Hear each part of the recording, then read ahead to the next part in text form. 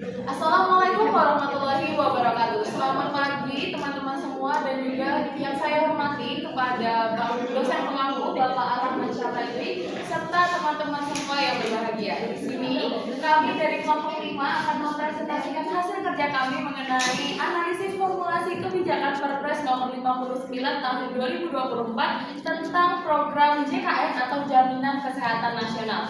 Sebelum itu, perkenalkan anggota kami, ada saya, Agus Salimah Zahra, lalu Iva Diandri, lalu Wahyu Rizky Ramadan, dan Siti Aisyah, serta Ulfa Fafida. Selanjutnya, di sini kita akan menjelaskan mengenai definisi tujuan dan integrasi program. Jadi definisi dari JKN itu sendiri adalah bagian dari Sistem Jaminan Sosial Nasional (SJSN) yang mengatur jaminan kesehatan secara menyeluruh kepada seluruh rakyat Indonesia, termasuk dengan promotif, preventif, kuratif, rehabilitatif, serta obat-obatan dengan mekanisme layanan terkendali mutu dan biaya. Lalu JKN ini sendiri memiliki dua tujuan. Yang pertama itu menjamin hak dasar kesehatan warga sesuai dengan Undang-Undang Dasar 1945 serta memberikan kepastian jaminan kesehatan yang merata dan menyeluruh. Selanjutnya, untuk integrasi program itu sendiri, dan JKN ini sebelum ada beberapa program terpisah seperti contohnya Askes PNS, Jam Sostek, lalu Jam Kesmas.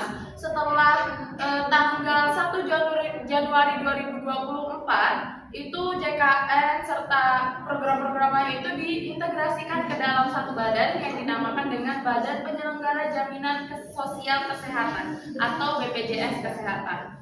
Nah, untuk prinsip pelayanannya itu sendiri, itu ada 6. Yang pertama itu ada gotong royong, lalu nirlaba, keterbukaan, kehati-hatian, akuntabilitas, efisiensi dan efektivitas, lalu portabilitas, dan kepesertaan wajib serta dana amanat yang dikelola dengan baik demi kepentingan peserta. Untuk gotong royong itu sendiri, itu maksudnya adalah gotong royong antara yang sehat itu membantu yang sakit dan lain sebagainya. Untuk nirlaba itu sendiri, JKN ini dikelola untuk kepentingan bersama, bukan untuk mencari keuntungan dari kelompok ataupun pribadi. Lalu selanjutnya untuk portabilitas itu sendiri maksudnya adalah hak peserta tetap berlaku walaupun berpindah daerah dari satu daerah ke daerah lainnya. Selanjutnya itu JKN ini memiliki kepesertaan wajib di mana seluruh rakyat Indonesia ini dijamin terlindungi oleh JKN. Lalu selanjutnya ada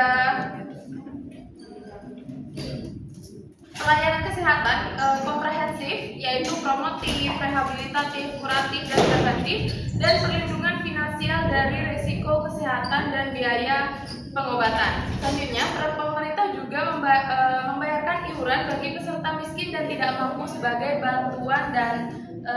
penerima bantuan iuran atau BPI. Selanjutnya ada dasar hukum dari Jaminan Kesehatan Nasional itu sendiri ada 4. Yang pertama itu yang paling tinggi adalah Undang-Undang 1945, yang dimana di situ dimasukkan dalam pasal 28 ayat 3 dan juga pasal 34 ayat 2, di mana pasal 28 ini mengatakan bahwa perlunya sistem jaminan sosial sebagai hak asasi untuk warga Indonesia. Untuk pasal 34 itu mengatakan bahwa tanggung jawab negara itu adalah termasuk dalam menjamin sosial dan kesejahteraan dari masyarakat. Selanjutnya ada di Undang-Undang Nomor 40 Tahun 2004 tentang Sistem Jaminan Sosial Nasional, di mana mengatakan bahwa ada empat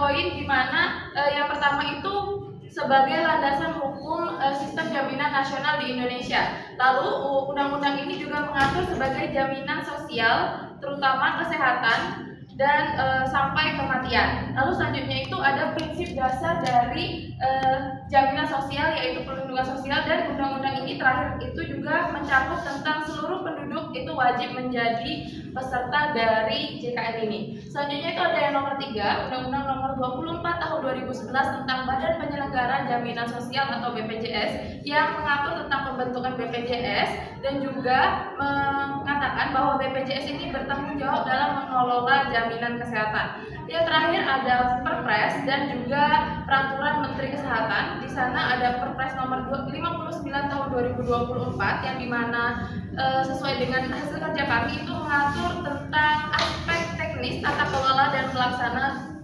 program JKN. Selanjutnya itu juga ada Peraturan Menteri Kesehatan yang memberikan pedoman-pedoman pelaksanaan mengenai program JKN. Selanjutnya di sini kita akan menjelaskan mengenai teori formulasi kebijakan. Kepada rekan saya dipersilakan. Jadi selanjutnya itu mengenai teori formulasi kebijakan. Formulasi kebijakan adalah tahap awal dalam proses pembuatan kebijakan yang menentukan arah dan efektivitas kebijakan yang akan diimplementasikan. Keberhasilan atau kegagalan pelaksanaan kebijakan di masa depan itu sangat tergantung dalam proses formulasi kebijakan. Menurut William Andrew, formulasi kebijakan adalah proses penggabungan dan pengembangan berbagai alternatif yang digunakan untuk memecahkan masalah. Sedangkan menurut James A. Anderson, formulasi kebijakan adalah proses pengembangan alternatif solusi untuk mengatasi masalah tertentu dengan mempertimbangkan penerimaan politik, sumber daya yang tersedia, serta aktor-aktor yang terlibat. Dengan pemahaman mendalam mengenai konsep dan tahapan formulasi kebijakan itu sangat penting agar kita menghasilkan kebijakan yang responsif dan berkelanjutan. Selanjutnya yaitu menurut Islami, dalam merumuskan formulasi kebijakan itu terdapat beberapa tahap. Yang pertama adalah perumusan masalah kebijakan. Untuk mendapat merumuskan kebijakan dengan baik, kita harus mengidentifikasi masalah yang hendak diselesaikan dan merumuskannya dengan secara jelas.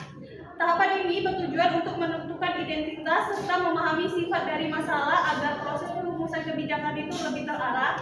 Yang kedua itu penyusunan agenda pemerintah. Setelah melakukan analisis perumusan masalah, dilanjutkan dengan pembuatan kebijakan melalui penyusunan agenda. Pada tahap ini, para pembuat keputusan memilih dan menetapkan masalah publik yang dianggap paling penting dan perlu segera ditangani. Tidak semua masalah publik itu dapat menjadi agenda kebijakan, hanya masalah publik yang bersifat mendesak dan menimbulkan gerakan protes dan berdampak besar bagi masyarakat.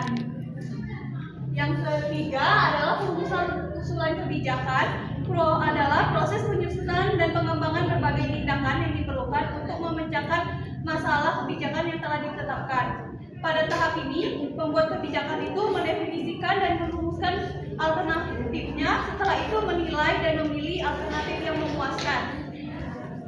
Dalam memilih alternatif yang memuaskan itu diperlukan negosiasi dan kompromi antara berbagai pihak, karena di sini itu akan dapat banyak berbagai alternatif untuk mengatasi masalah ini. Yang terakhir itu ada pengesahan kebijakan, yaitu adalah proses penyelesaian dan penerimaan secara bersama oleh berbagai pihak berdasarkan prinsip-prinsip yang diakui dan diterima. Tahapan ini itu dilakukan agar memiliki kekuatan hukum yang mengikat dan wajib ditaati oleh semua pihak.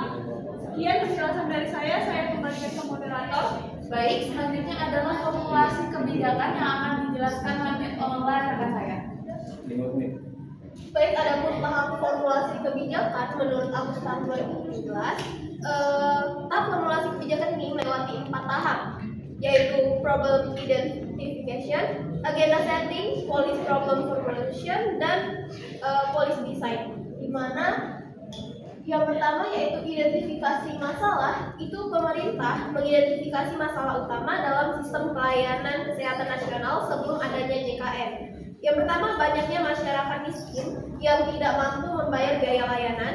Yang kedua, fragmentasi berbagai program jaminan kesehatan seperti Askes, Jamkesmas, JPK, Jamsostek. Dan yang terakhir yaitu akses dan kualitas layanan belum merata di seluruh wilayah.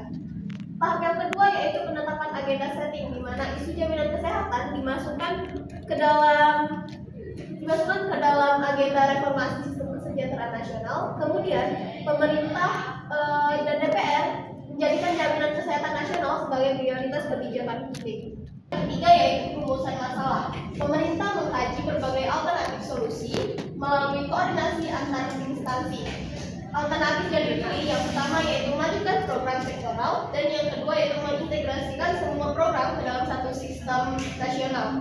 Hasil kajian memilih integrasi nasional atau JKN sebagai solusi paling efisien. Tahap yang keempat yaitu perancangan kebijakan. Pemerintah dan DPR menetapkan kerangka hukum dan kelembagaan yang melahirkan Undang-Undang Nomor 40 Tahun 2004 tentang SJSN dan Undang-Undang Nomor 24 Tahun 2011 tentang BPJS. Kemudian dibentuklah BPJS Kesehatan sebagai pelaksana utama JKN dan disusun Perpres serta Permenkes sebagai aturan pelaksanaan teknis. Outputnya berupa kebijakan JKN yang terintegrasi, legal, dan siap diimplementasikan pada 1 Januari 2014. Baik, selanjutnya adalah implementasi kebijakan jaminan kesehatan nasional yang akan dijelaskan oleh rekan saya. Silakan. Ya, baik, terima kasih Agni. Jadi pada kesempatan ini saya akan menjelaskan implementasi kebijakan jaminan kesehatan nasional atau JKN. Jadi pada tahap awal implementasi itu dimulai dari perencanaan dan persiapan. Jadi pada tahap ini pemerintah itu menetapkan standar kebijakan seperti membagi tanggung jawab antar lembaga serta menentukan kategori peserta seperti penerima bantuan iuran atau PBI, pekerja penerima upah PBU, dan pekerja bukan penerima upah. Selain itu, dilakukan integrasi data kependudukan antara BPJS dan Dukcapil serta penyiapan infrastruktur kesehatan. Kemudian yang kedua itu pendaftaran peserta dan mekanisme pembiayaan. Ini menjadi aspek yang penting dalam keberlangsungan program JKN. Itu terdapat 3 kelompok peserta utama yaitu PBI yang iurannya itu ditanggung pemerintah, PPU yang iurannya itu dibayar bersama oleh pekerja dan pemberi kerja, serta PBPU yang membayar secara mandiri. Sistem pembiayaan JKN ini menggunakan 2 skema, yaitu kapitasi untuk fasilitas kesehatan tingkat pertama dan INA Cibijis untuk rumah sakit rujukan. Kemudian yang ketiga itu adalah pelaksanaan pelayanan kesehatan. JKN ini menerapkan sistem berjenjang melalui 2 tingkat utama. Yang pertama itu adalah fasilitas kesehatan tingkat pertama atau FKTP seperti puskesmas dan klinik itu berperan sebagai gerbang awal pelayanan. Sedangkan fasilitas kesehatan rujukan tingkat lanjut atau FKRTL seperti rumah sakit itu menjadi tempat rujukan bagi kasus yang lebih serius. Kemudian yang keempat itu adalah koordinasi dan komunikasi antar lembaga. Jadi penelitian oleh Luciani dan et al. Pada tahun 2002 itu mengungkapkan bahwasanya masih terjadi berbagai kendala seperti ketidaksesuaian data peserta antara BPJS dan fasilitas kesehatan. Ini juga menghambat proses klaim karena birokrasi yang rumit serta minimnya forum koordinasi di tingkat daerah. Kemudian yang kelima itu adalah sumber daya dan sikap pelaksana. Jadi pada penelitian oleh Luciani itu menunjukkan bahwa ketersediaan tenaga medis masih menjadi tantangan yang besar. Kemudian yang terakhir itu adalah faktor sosial dan ekonomi masyarakat. Jadi kondisi sosial ekonomi ini sangat mempengaruhi jalannya implementasi JKN. Karena sebagai masyarakat itu beranggapan bahwa program ini hanya diperlukan ketika sakit. Next. Selanjutnya itu adalah hambatan utama dalam implementasi. Yang pertama itu adalah kurangnya koordinasi antar lembaga pelaksana di tingkat pusat dan daerah. Yang kedua keterbatasan tenaga kesehatan dan fasilitas terutama di daerah terpencil. Yang ketiga itu ketidakseimbangan alokasi dana yang sebenarnya terserap untuk kegiatan kuratif. Yang keempat kurangnya sosialisasi dan pemahaman masyarakat. Yang kelima itu ketidaksesuaian data peserta dan klien. Yang keenam itu rendahnya kepatuhan pembayaran iuran oleh peserta mandiri. Dan yang terakhir itu adalah belum optimalnya fungsi layanan promotif dan preventif di tingkat FKTP. Itu saja yang dapat saya sampaikan. Saya kemudian dapat. Baik, terima kasih banyak untuk Wahyu. Selanjutnya itu ada evaluasi yang akan dijelaskan oleh rekan saya kembali. Baik, selanjutnya adalah evaluasi yang dimana evaluasi kebijakan JKN berdasarkan Perpres nomor 59 tahun 2024 yang berdasarkan kriteria dari William Andrews. Yang pertama adalah efektivitas, di mana program JKN ini berdasarkan laporan kinerja JKN pada tahun 2024 itu telah berhasil mencakup 98,45% dari total penduduk, yang mana sudah melampaui target itu sebesar 98%. Namun peserta aktif dari JKN ini hanya mencapai 78,83% saja. Dan hal ini menunjukkan bahwasanya efektivitas dari JKN ini belum optimal karena masih ada masalah kepatuhan dari pembayaran iuran, terutama itu dari PBPU yang mandiri, dan efektivitas juga dipengaruhi dari minimnya beban layanan di rumah sakit akibat lemahnya peran dari FKTP sebagai gatekeeper. Kemudian yang kedua adalah efisien, yang dimana rasio klaim dari JKN itu mencapai 105,9% yang menunjukkan bahwasannya beban jaminan ini lebih tinggi dibanding pendapatan dari JKN itu sendiri. Dan hal inilah yang menandakan ketidak efisienan dari JKN dalam pengendalian biaya, terutama pada layanan rawat jalan dan juga rawat inap dari tingkat lanjutan. Kemudian dari sinilah perlu adanya penguatan kembali mengenai kendali mutu dan juga rujukan di berbagai rujukan berjenjang yang direkomendasikan agar dana yang digunakan itu lebih hemat dan juga lebih tepat sasaran. Next, yang ketiga itu adalah kecakupan, di mana JKN ini sudah mencakup hampir seluruh penduduk Indonesia, tapi belum cukup untuk memadai dalam menjamin pelayanan promotif dan juga preventif, di mana JKN ini hanya berfokus pada penanganan penyakitnya saja, belum bagian promotif dan juga preventifnya. Kemudian yang keempat adalah pemerataan, di mana pemerataan pelayanan kesehatan dari JKN ini masih menjadi tantangan karena data sendiri menunjukkan bahwasannya fasilitas kesehatan dan juga tenaga medis itu masih terpusat di wilayah-wilayah perkotaan saja, namun di wilayah terpencil, wilayah pedesaan itu masih sangat-sangat minim, bahkan dari dokter dan juga sarana dan prasarananya juga masih ketinggalan dibanding wilayah-wilayah yang sudah maju. Kemudian yang kelima adalah responsivitas, di mana masyarakat menunjukkan bahwasanya partisipasinya itu tinggi terhadap pendaftaran JKN, tetapi masyarakat itu masih banyak yang tidak mengetahui manfaat dan juga prosedur dari kepesertaannya, dan juga program sosialisasi JKN itu sendiri masih sangat minim, sehingga BPJS ini perlu memperkuat adanya public awareness dan juga kolaborasi dengan dunia pendidikan sebagai rekomendasi dari DJSN tahun 2024. Dan yang terakhir itu adalah ketepatan, yang dimana tujuan dari kebijakan JKN ini telah telah sesuai dengan kebutuhan publik, yaitu untuk memberikan perlindungan dan juga perlindungan kesehatan bagi seluruh lapisan masyarakat atau secara universal. Namun kebijakan implementasinya itu belum sepenuhnya tepat. Kenapa? Karena JKN ini masih fokus pada pembiayaan kuratif dan belum menyeimbangkan antara pelayanan preventif dan juga promotifnya, sehingga revisi kebijakan dan juga evaluasi sistem kapasitasnya juga diperlukan agar program ini juga lebih tepat sasaran. Baik, terima kasih kepada rekan-rekan yang telah menjelaskan hasil kerja dari kelompok 5. Selanjutnya kami akan membuka sesi tanya jawab kepada teman-teman yang ingin memberikan pertanyaan. Dipersilakan untuk mengangkat tangannya. Silakan kepada Gilang. Baik, perkenalkan saya Nandria Ramadhani dari kelompok 2. Jadi saya ingin bertanya, mengapa efektivitas kebijakan JKN itu belum optimal meskipun cakupan kepesertaannya sudah mencapai lebih dari 98% penduduk Indonesia? Sekian dari saya. Baik, terima kasih Nilam telah memberikan pertanyaannya. Di sini kami meminta waktu 5 menit untuk sesi diskusi. Terima kasih.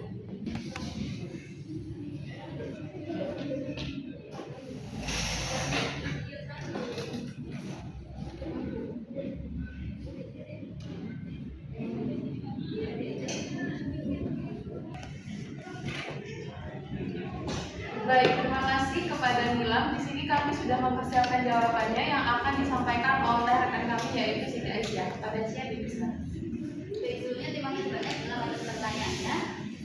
Kemudian saya akan menjawab pertanyaan dari Gilang, yaitu mengenai mengapa efektivitas kebijakan JKN itu belum optimal meskipun cakupan pesertanya itu sudah mencapai 98% penduduk Indonesia. Kemudian jawabannya adalah ya meskipun cakupan peserta itu sudah tinggi, tapi efektivitas itu belum optimal karena kepesertaan aktifnya itu hanya 78% tadi. Telah kami jelaskan juga, dan juga banyak peserta pasif dan juga tidak rutin untuk membayar iuran, terutama di sektor informasi atau PBB mandiri. Nah, selain itu juga beban pelayanan juga masih terkonsentrasi di rumah sakit saja, itu karena fungsi fasilitas kesehatan tingkat utamanya atau FKTP-nya sebagai gatekeeper-nya itu belum berjalan secara efektif. Nah, hal inilah yang menyebabkan inefisiensi sistem dan juga tingginya beban biaya kuratif. Kurang lebih seperti itu. Baik, dari Nilam, apakah sudah dapat dimengerti? Ya, baik. Terima kasih Nilam dan juga Cia yang telah menyampaikan jawabannya. Di sini, di sesi terakhir adalah sesi kesimpulan yang akan disampaikan oleh saya sendiri. Di mana kesimpulannya adalah program jaminan kesehatan atau JKN ini telah berhasil mencakup hampir seluruh penduduk Indonesia dan menjadi pilar utama dalam perlindungan kesehatan nasional. Namun efektivitasnya itu belum optimal karena masih rendah terhadap kepatuhan peserta, ketidakefisienan pembiayaan dan juga ketimpangan akses layanan antara wilayah perkotaan dan juga wilayah terpencil. Fokus kebijakan itu masih dominan pada pelayanan yang kuratif yang juga menyebabkan aspek promotif dan preventif ini kurang berkembang. Sehingga beban biaya kesehatan itu terus meningkat. Untuk menjaga keberlanjutan program diperlukan peningkatan efisiensi pengelolaan dana, pemerataan tenaga dan juga fasilitas kesehatan serta penguatan edukasi publik sebagai manfaat dan kewajiban kepesertaan JKN. Mungkin itu saja penyampaian hasil kerja dari kelompok 5. Atas perhatiannya saya ucapkan terima kasih. Saya mewakili kelompok 5, pamit undur diri dan selamat siang.